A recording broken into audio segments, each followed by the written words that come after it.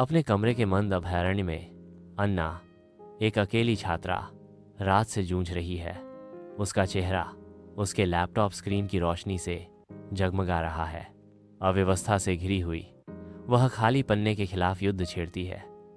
उसकी रचनात्मक भावना अनदेखे कष्टों से जूझ रही है।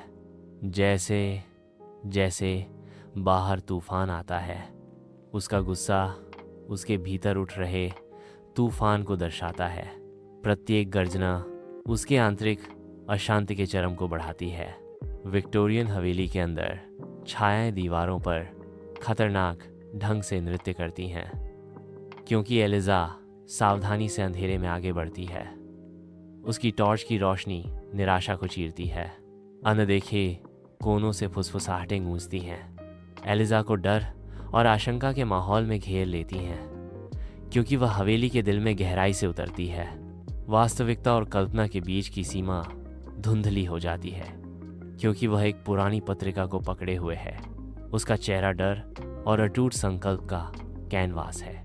जैसे ही बाहर तूफान अपनी प्रचंडता बढ़ाता है, अचानक बिजली गुल होने से कमरा अंधेरे के अथाह गड्ढे में डूब जाता है।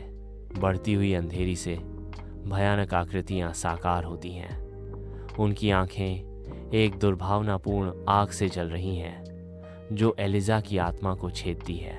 उसकी चीख, मुक्ति के लिए एक हताश रोना, हवेली के गूंजते हॉल में अनुत्तरित गूंजती है। दमनकारी वातावरण से निगल ली जाती है। दृश्य एक भयावह चरमोत्कर्ष में बदल जाता है।